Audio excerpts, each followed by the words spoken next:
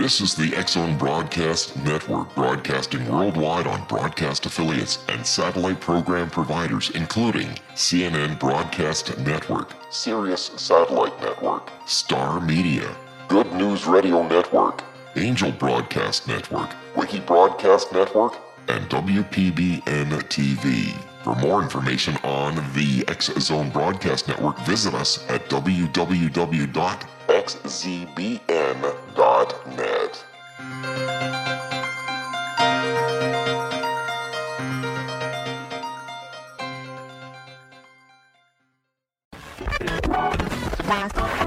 All Hit Radio.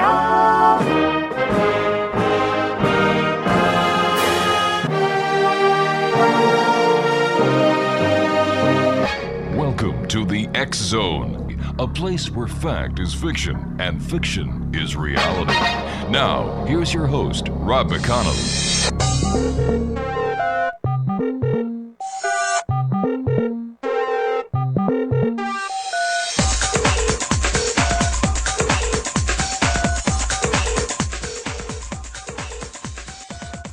And welcome to the X-Zone, everyone. My name is Rob McConnell, and for the next 4 hours, I'm going to be your host and your guide as together we cross the time-space continuum to this place that I call the X-Zone.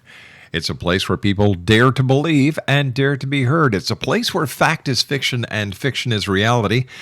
And we've been coming to you for the last 22 years.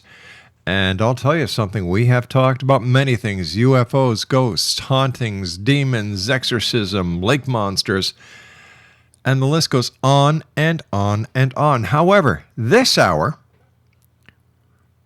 I'm going to, there's a way that you can actually make $50,000. Do I have your interest? Okay, we're going to be talking to Chad Lewis. He's the author of Pepie, the Lake Monster of the Mississippi River. Now that summer is finally here, it's time to plan that vacation. So grab your bathing suit and fishing pole and head out to search a mysterious U.S. serpent, a serpent that also happens to have a $50,000 reward for its capture. Now, in Chad's newest book, it takes an in-depth look into the legend of the creature that locals call Pepie, a mysterious serpent that is said to inhabit Lake Pepin and the Mississippi River. Joining me now is Chad Lewis, and he's going to tell us much more about Pepie, the lake monster of the Mississippi River. And Chad, welcome to the X-Zone. Hey, thank you for having me. Chad, where does your interest in the strange, the weird, the bizarre, and lake monsters come from? I blame it on my home state of Wisconsin. Because when I grew up not too far from one of the three UFO capitals of the world that our state claims to have. And when I was in high school, I heard about all these people seeing UFOs in a nearby town. Mm-hmm. I was just about to go off to college to study psychology. So I traveled to the town and started interviewing people about what they were seeing in the sky. And then throughout my career studying psychology, I started looking at what makes people believe in the strange and unusual. And I started lecturing on my findings, very statistical-oriented stuff, very boring. You're glad you weren't there. But people in the audience that were there, they'd come up after the program and say, could you help me? I think my home's haunted, or I saw something in the woods I can't explain. Could you help me investigate? So it really just blossomed from there. Tell me, when it comes to UFOs, why hasn't there been that all-inclusive proof yet that UFOs are real? Why do we get these grainy pictures? Why do we get these non-credible sounding reports? What's the story behind the story when it comes to UFOs, in your opinion? Well, I think it's the same thing that plagues a lot of different paranormal activity is that the grainy photos, the really bad video, the crackpots who come out and report some of this. But I think that over the years, what I found is more questions than answers. Investigating my first UFO case 20-some years ago, I'm still left with more questions. Every time I think I get a theory to explain away something, I get a new case that puts me right back to square one. But I receive that question a lot, not only with UFOs, where's the proof on Bigfoot or sea serpents, or why doesn't somebody have a indisputable proof of a haunting or a ghost? And, you know, it's very frustrating, as you know, in the field, that when you're researching something that you can't actually prove or disprove, it gets very frustrating over the years. It certainly does, and I think that with the increased use of the internet, there are more and more people who, now this is just my opinion, who are wanting to see or experience something so badly that whether or not they have the experience and experience that as real, man, it goes up on the internet and there you have another case. I completely agree. And what I found over the years and through my research is that when people go to these places, whether it's a UFO hotspot or an alleged haunted area, and they think something's going to happen, it's much more likely that something will happen, whether they create it in their mind or they open themselves up to it. I don't know, but the reports are that when people go somewhere expecting, it seems to follow format. All right, Chad, stand by. You and I have to take our first break. We'll be back in 2 minutes. X-Zone Nation, our guest this hour is Chad Lewis. And for over 2 decades, Chad Lewis has traveled the back roads of the world in search of the strange and unusual, from tracking vampires in Transylvania to searching for the elusive monster of Loch Ness to trailing the dangerous trails through remote villages of Belize and searching for ghosts in Ireland's haunted castles. Our guest this hour, Chad, has scoured the earth in search of the paranormal. We'll be back on the other side of this commercial break in 2 minutes, X-Zone Nation, as we continue talking this hour with Chad Lewis. And when we come back, we're going to be talking about the Mississippi lake monster. My name is Rob McConnell. This is the X-Zone. Don't go away.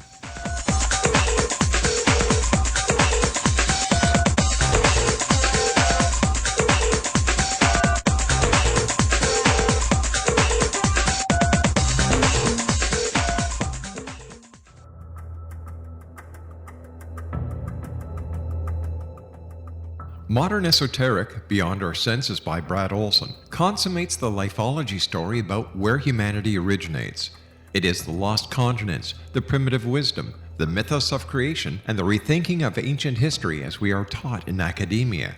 There is much more to the story than what we have been told. As this is the first book in the Esoteric series, Modern Esoteric starts at the beginning of time and accelerates up to this modern age. Future Esoteric is book 2 in the series and takes a forward-looking position ahead of today with an open and honest examination of the ET issue and various unexplained phenomena. To discover the writings of author Brad Olson, visit www.bradolson.com. That's www.bradolson.com.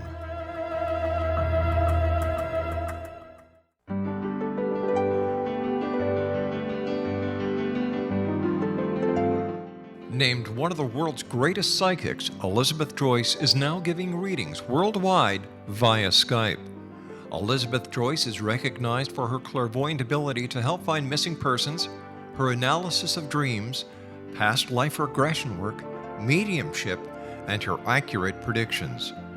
Elizabeth has been a frequent guest on the X-Zone radio show with yours truly, Rob McConnell, now for several years. For an appointment with Elizabeth Joyce, call 201-934-8986 or Skype at elizabeth.joyce. And for more information, you can always visit Elizabeth Joyce online at www.new-visions.com.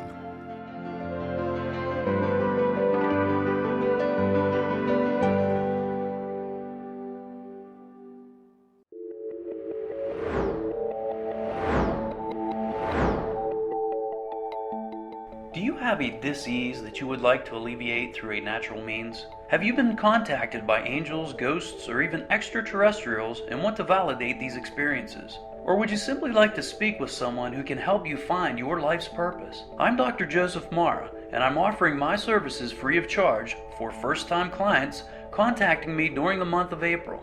These free consultations include angel card readings, guided meditations, life coaching, and energy healing. If you have always wanted to explore these types of experiences but were skeptical or simply could not afford them, then take advantage of this free special offer. Contact me through my website, aguidinglight, spelled lite.com, to schedule your consultation today. Until then, I offer you love, light, and laughter.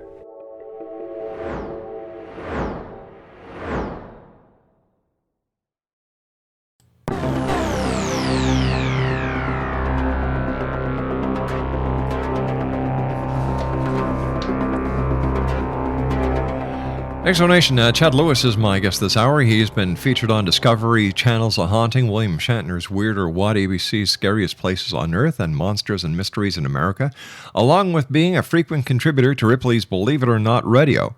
He has a master's degree in psychology. He's authored over 17 books on the supernatural and exclusively lectures on his fascinating findings. Now, this is what Chad believes in. The more bizarre the legend, the more likely it is that you will find him, Chad Lewis, there. His website is, website is www.chadlewisresearch.com. And Chad, welcome back to the X Zone. And I'd love to talk to you, Chad, if we could, this segment about Pepie, the lake monster of the Mississippi River. Tell us about Pepie. Certainly. Well, for starters, a lot of people have a little difficulty. It's a lake that's actually on the Mississippi River. Mm-hmm. It's a wide opening, about 22 miles long, nearly 2 miles wide. It separates the western portion of Wisconsin with the eastern borders of Minnesota. And dating back to the first Native Americans in the area, they believe that the waters are inhabited by some type of unknown sea serpent, if you will. Mm-hmm. Now tell me, how frequently is Pepie spotted, and how credible, in your expert opinion, are those sightings? Well, the first sightings that we know of, as I said, the mound builders that were there were the first people there. We don't know much about them, of course. The only way we gather the evidence is looking at their effigy mounds left behind, these sacred burial grounds that are in the shape of animals, usually seen best from the sky. Right. But once the Native Americans came in, a lot of the French explorers and fur traders came down and over and encountered them. One of the most famous was Father Louis Hennepin, who in the late 1600s reported seeing a huge serpent as big as a man's leg and 7 to 8 feet long inside the Mississippi River near Lake Pepin. So we have sightings going back to the 1600s, but it wasn't until the white pioneers started settling the area that a lot of the newspapers started covering the sightings that took place in the lake. I was just wondering if the serpent mound that I believe is in Ohio is a part of this Indian legend pertaining to the Mississippi lake monster, Pepie.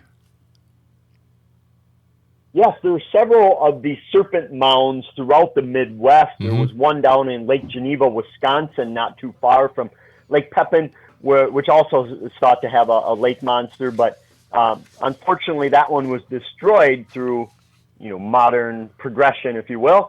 But yeah, a lot of these, we wonder if they were just happened to be in a serpent form, or if they were some type of marker or some type of communication that noted the natives' interaction with these creatures. Because in Lake Pepin, legend tells that the natives would only use the strongest canoes they could find in the lake, and that any time someone went missing or was knocked over or drowned, they blamed it on the Pepie, the monster inside Lake Pepin. Wow. How did you discover the legend of Pepie? That's an interesting point, because I had been researching other lakes and rivers and streams of sea serpents in Wisconsin. And during the 1800s, early 1900s, over a dozen of our lakes, rivers, and streams in Wisconsin were thought to be inhabited by these monsters, these lake beasts. And in 2008, while I was researching stuff for a different book, I ran across Larry Nielsen's $50,000 reward for the capture of this creature in Lake Pepin. And I immediately got in contact with Larry, and that's when my research on Pepie began. How many people, to your knowledge, have actually seen Pepie in recent times? Yes. In more modern sightings that we have about 15 confirmed sightings from people that believe they've seen it. Now, we assume that there are many more who don't report it, or they just kind of throw away their sighting as it must have been a submerged log or possibly a lateral wave or something else. It couldn't be a serpent. But we have well over a dozen in the last 15, 20 years of people that have seen something. Have there been any investigations looking for Pepie like there have been for Loch Ness Monster, where you had an entire flotilla of boats using sonar trying to find the monster? Nothing yet. As of such, the story of Pepie, or the legend of Pepie, was nearly forgotten throughout history. Like many sea serpents throughout the U.S., the early 1900s were a terrible time for sightings, that whether the media stopped reporting it or the people stopped seeing it, you can't find a lot of sightings in the 20s and 30s. And then throughout the 60s on, it started to take off again in Lake Pepin, and it wasn't until 2008 when it got a lot of notoriety. Now, there have been several smaller expeditions, one of which was done on Labor Day of 2009 when a scuba diver actually had a face-to-face, if you will, encounter with a beast that he thought was Pepie. But there have only been a handful of very small expeditions, not like, the Operation Deep Scan of Loch Ness years past. Now, taking the consistency of the Mississippi River, it's muddy, it's dark. Could this diver have actually come face to face with a giant catfish or a sturgeon? Certainly possible. Now, he was actually there in 2009, Labor Day weekend. They set off on an expedition. They had several boats. They had their sonar going. And what happened was their sonar picked up a very large object underwater. And it didn't seem like it was a school of fish for them. And the diver, who was already a bit hesitant because many of his diving friends said that the Mississippi, as you said, is full of very large animals. Yeah. Sturgeon. We know muskie are in there. Alligator gar are in there. And who knows what else. So he was already a little bit shaky about going under. And he went under looking for this object. And as he finally got to the deep part, which in Lake Pepin, the deepest it gets is about 75 feet, as he got down there, a funny sensation came over him where he said that his body just kind of went silent and a tinging, and all of a sudden he saw something black and big move toward him, and it seemed to have flushed its tail or something, created a huge vortex that sent him spinning underwater. At the same time, above ground, the filmmakers saw something about 30 feet away from where the diver saw it, and they saw something moving they couldn't explain. And as the diver caught his senses, he rushed up to the water and started screaming, "Get me out of here, it's big, it's big." And to this day, he thinks he had an encounter with something unknown. What does the scientific community say about all these legends, the folklore? Is there any basis for the scientific community to actually take these sightings seriously?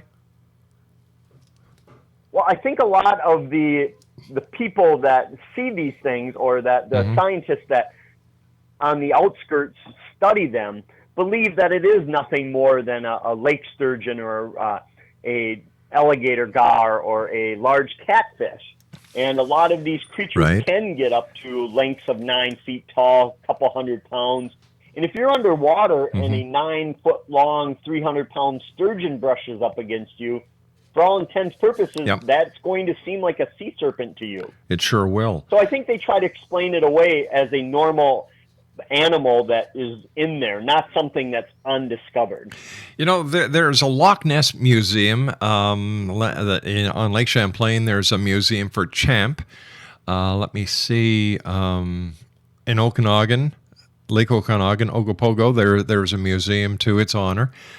Is there any type of museum or recognition of Pepie along the Mississippi River?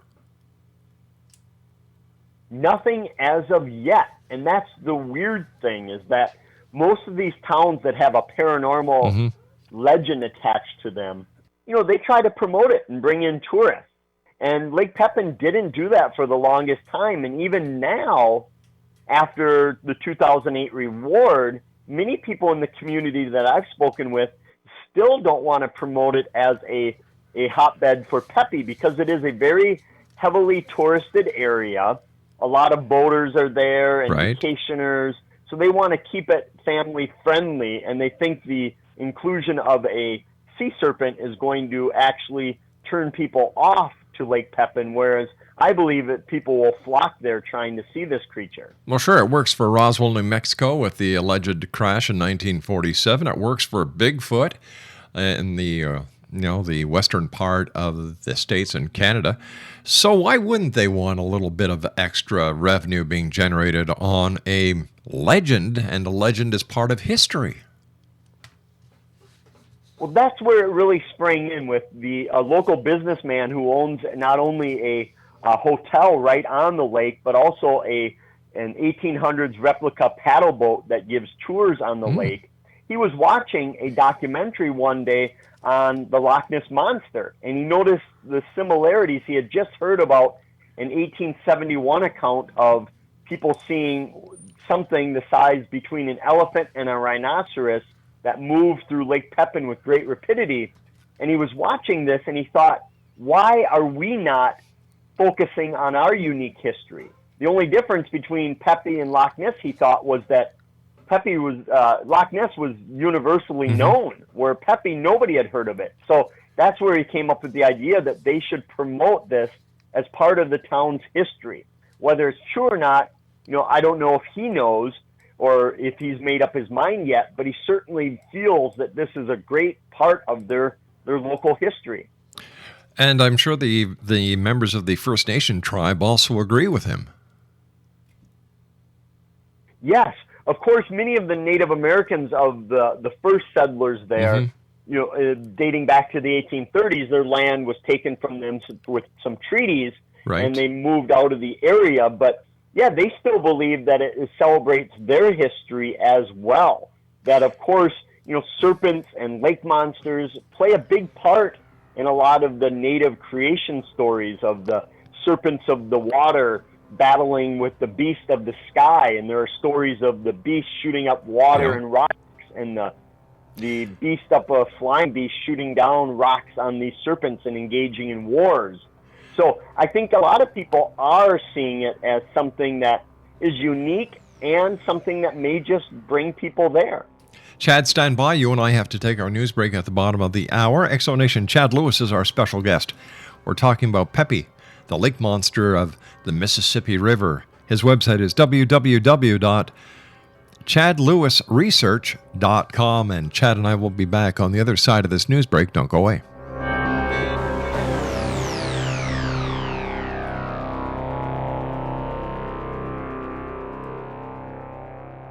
Are you considering calling a psychic to read your situation? Then consider David Champion, a psychic medium for more than 20 years with thousands of readings under his belt. David Champion will make you feel comfortable. He has proven to be honest and accurate. He's a straight shooter. There's no guesswork. What he sees is what you get. While he is a medium, most of the calls focus on relationships, not only love, but work, school, neighbors, and more. Need help with finding a job and preparing for the interview? Are you dealing with people who are obstacles in your path? For more information, go to davidchampion.com, $1.50 per minute paid by credit card with a minimum of 30 minutes. For your reading with David Champion, call 1-877-702-8598. That's 1-877-702-8598.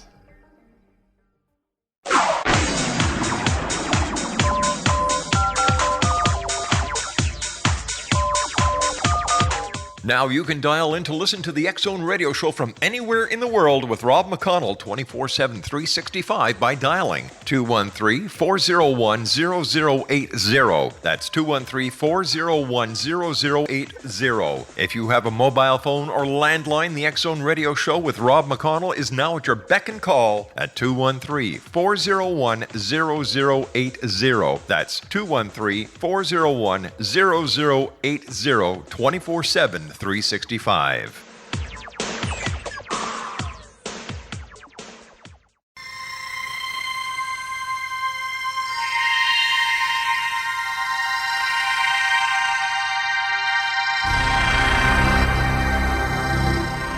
Chad Lewis is my special guest this hour. Exonation, www.chadlewisresearch.com is his website.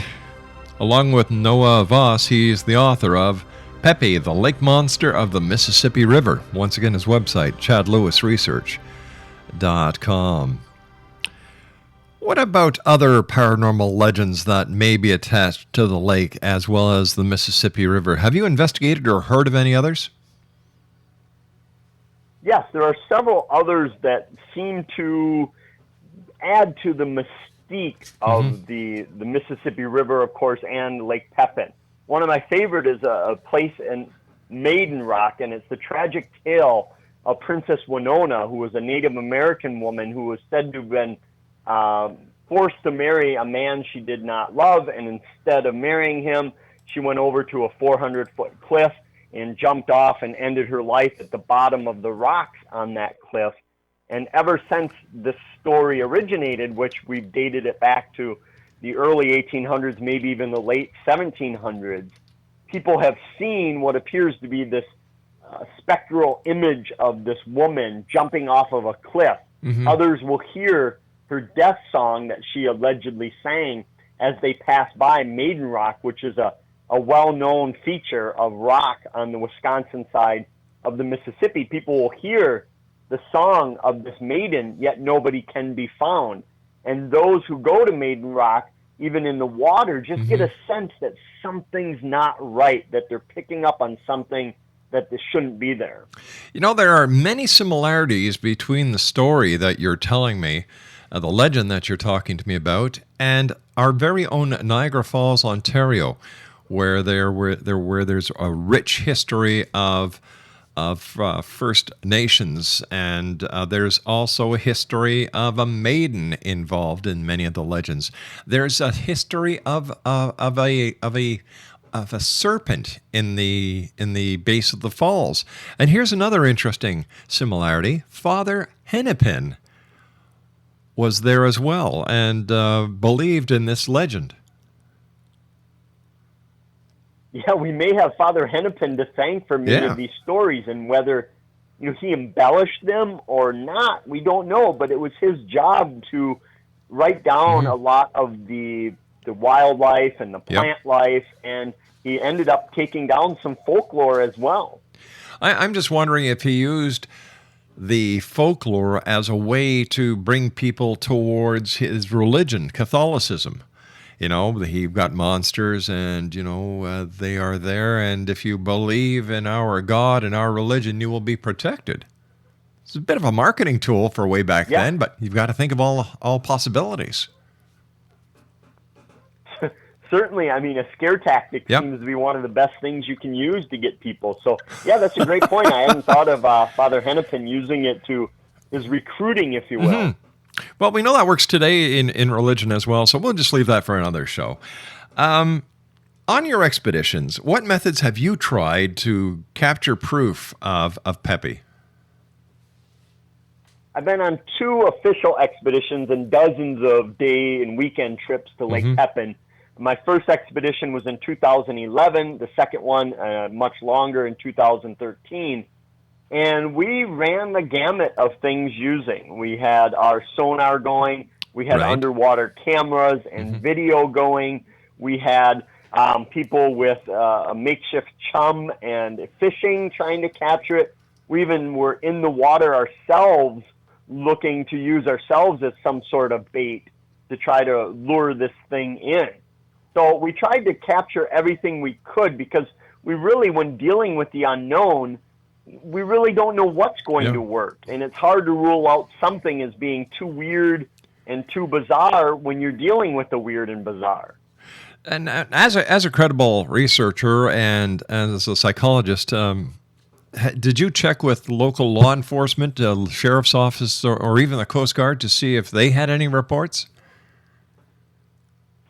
Yes, we talk not only with local law enforcement, but with the local DNR, the Department of Natural Resources. Yeah. And again, a lot of them felt that it was nothing more than a common animal that you would find, or a fish or sturgeon, things we had mentioned before. But what I found is that a lot of the fishermen and women that I spoke with, that they had some reports or knew of the legend. And these are people that I would not think would be interested in the paranormal, but as we were on our expeditions, a lot of the boats that we approached, when we would ask them if they had any weird sightings or anything, they'd say, no, we haven't had any, but we actually have our camera right here just in case. And maybe it was the reward that spawned all the interest, but I found it interesting that so many people were preparing for it, even though that wasn't the emphasis of their expedition. They were fishing or sailing or water skiing, because Lake Pepin is the birthplace of water skiing. It was where water skiing was invented back in 1928, which seems kind of ironic that it would also have a lake monster. To your knowledge, what is the largest size of a sturgeon or a catfish that can actually be found in the waters where Pepie is said to have lived or does live? We're looking at things around 8 feet long, a couple 100 pounds. That's the catfish and the sturgeon. I have a report from 1927 near Lake Pepin on the Mississippi River, where people are terrified of a large alligator gar that was said to be well over 9 feet long, at least 250 pounds, and it would tear through all the nets. And they would find giant fish in the Mississippi that were bit in half, and they thought it was caused by this creature that had scales like armor. So it's possible this creature's there as well. And as I mentioned earlier, that if a 9-foot, 300-pound beast roams up against you and you're underwater, I mean, I can honestly see how that might be mistaken for a sea serpent. You and me both. Now, Lake Pepin isn't the only location where the serpent has been sighted. Where else along the Mississippi have people seen odd sightings that you, as a researcher, can say, you know what, that sighting could be Pepie? Yes, what I found interesting is that all the way from Lake Pepin south all the way until the river dumps out into the ocean, we have sightings, most of them from the late 1800s, early 1900s.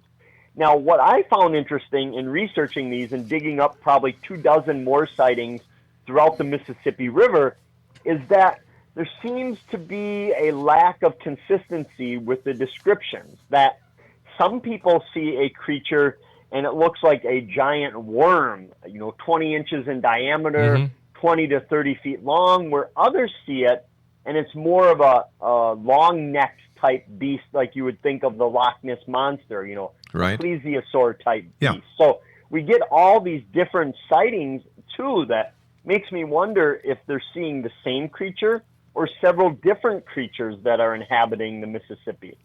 How far upstream from where the Mississippi empties into the Gulf of Mexico are these sightings? And is it possible the creature that you just talked about with a 30-inch girth and 30 feet long could be nothing but a giant-sized eel?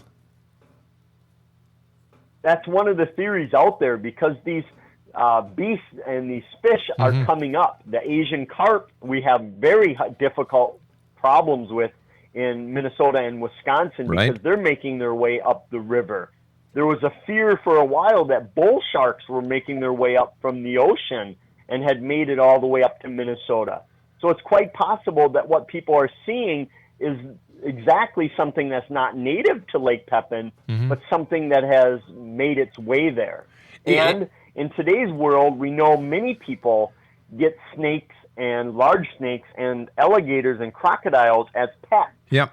And then when they suddenly discover that these things actually grow, they get too big for their pet, and they have to dump them out. So we looked into that possibility, that people were seeing, giant snakes or possibly alligators that were once pets. To wrap it up, what do you believe that Pepie is? And should people be weary of what's lurking in the waters of the Mississippi and Lake Pepin? Well, after 2 expeditions and all of my research, most of the time when I talk about paranormal phenomena, I usually give it a 50-50. That 50% it exists, 50% it doesn't. Namely, that's just because I don't know that, I'm left with more questions. But I think with Lake Pepin, I'm surprised to find myself saying that I think something is in Lake Pepin. Now, whether that's a alligator gar or a large sturgeon or catfish, I don't know, but I think these sightings are not half-submerged logs. I don't think they're lateral waves. I think something big is causing people to see a serpent-like beast in Lake Pepin, but what it is, I don't know. And as far as it being dangerous, Larry Nielsen, who offered the reward of it, thinks that it's friendly, and so do other people who have seen it that I've spoken with. They think that it's mainly living off of other small fish, and that it's never attacked somebody that we know of. It's never been aggressive that we know of, so they have no reason to fear it. And as I mentioned, it's a big touristy town, and Larry Nielsen always says that when you go there, even if you don't see Pepie, you're going to have an amazing vacation. So I recommend people don't take my word for it one way or the other. They go there and dip their toes in the lake and decide for themselves. After investigating the paranormal and researching the paranormal for the many years you have, Chad, in your opinion, what is the strangest phenomenon out there that you've investigated? That's a great question. Strangest, I like the oddball stuff. Now, of course, we all get mini reports of your traditional haunting or Bigfoot sightings, but I like those sightings of things that shouldn't exist or don't exist. And I really have come to find, UFOs or extraterrestrial biological entities, or people who see what we would consider, in the 50s Martians, as some of the most bizarre. In Minnesota, they have a case of someone who saw what appeared to be little beer can aliens back in the 1960s. So I love those cases, and I think those are the most bizarre, where we get away from people who see the grays or the praying mantis type or the reptilian, and they start to see these creatures that we've really never heard of other people seeing before. What do you think of the possibility that there is a government conspiracy aloof to suppress any and all information pertaining to extraterrestrials visiting this planet? What's your take on it? Well, with the NSA listening in right now, thank you. I think it's fascinating that so many other countries have declassified a lot of UFO evidence, yet for the United States, we haven't. So many other places have come out at least a little bit with what they know, or maybe what they want us to think they know. But I think, and I'd love to hear your thoughts on this, that we've been taught so many or thrown so many different explanations, take Roswell or anything else, that the truth we may never know. And it's just, I think the general public now groups them together as just all being a hoax, or, they have no idea because we've been fed so many different stories. But, I'd love to hear what you think too. Well, over the many years doing the show and having the opportunity of speaking to so many different people in the field, Stanton Friedman, Stephen Bassett, Nick Pope, Nick Redfern, and the list goes on and on and on, then talking to different astronauts and members of the military, I see two distinct camps. I see one camp that screams cover-up, conspiracy, because the government will not release information that the UFO community, believe the government has.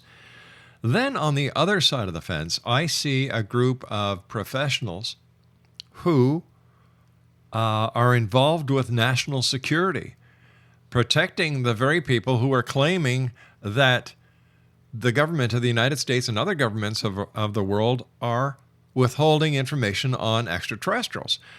So if you put both sides into a mixing bowl and very gently add 2 eggs, a bit of vanilla, and stir gently, you come up with a hypothesis that I have that I've maintained for several years.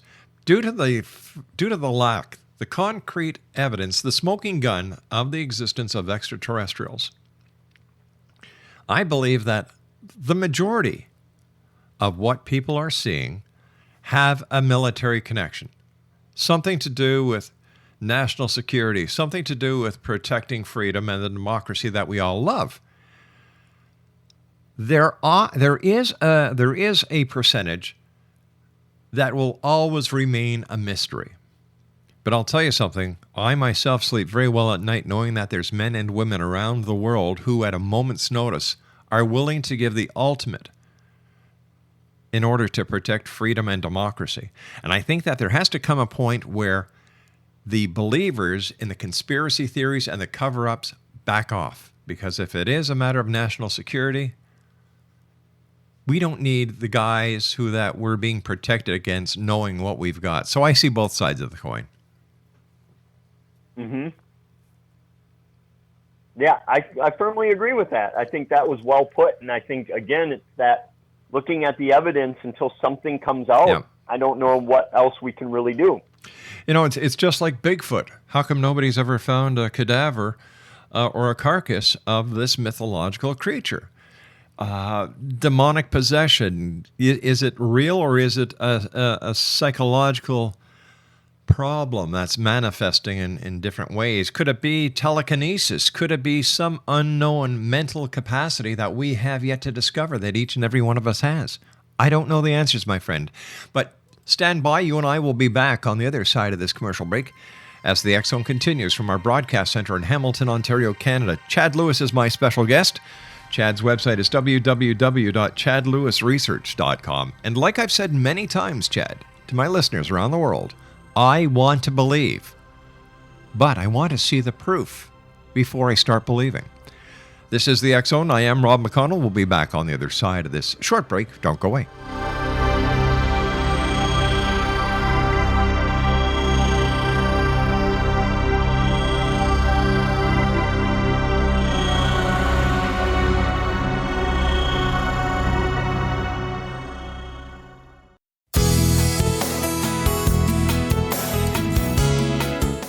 With each new extreme weather event or terrorist act, it becomes increasingly obvious that we live in uncertain and challenging times. We all buy car insurance. Why not collapse and catastrophe insurance? Matthew Stein, an MIT-trained engineer and green builder, has written 2 outstanding books to help people prepare, plan for, and deal with everything from minor situations lasting a few days to full-on collapse. Matt's first book, When Technology Fails, is a manual for self-reliance, sustainable living, and surviving the long emergency. This massive book covers the gamut from first aid and emergency preparedness to alternative healing, renewable energy, primitive living skills, and 18th century technologies that could be critical to your comfort and survival in a long-lasting crisis. Matt's second book, When Disaster Strikes, is a comprehensive emergency preparedness handbook and survival guide. When Disaster Strikes is an essential item for every family's go bag. Both books are available at all usual sources. There's a wealth of totally free information posted at whentechfails.com, and author-signed copies may be purchased at mattstein.com. That's www.whentechfails.com and www.mattstein.com.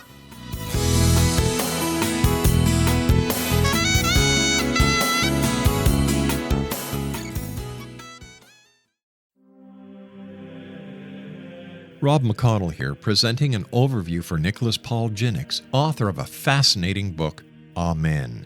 It presents facts revealed by Egyptologists, facts that enable us to understand why Amen is the beginning of creation of God. It provides recommendations for religious leaders of the major religions to unify their beliefs and teach the Word of God. Love one another. Amen informs people how mankind conceived God. It was the Egyptians that developed the concepts of a soul, a hereafter, and Son of God. And finally, after the worship of many gods, they conceived the belief in one universal God, the maker of all there is. For more information, visit www.futureofgodamen.com. That's www.futureofgodamen.com.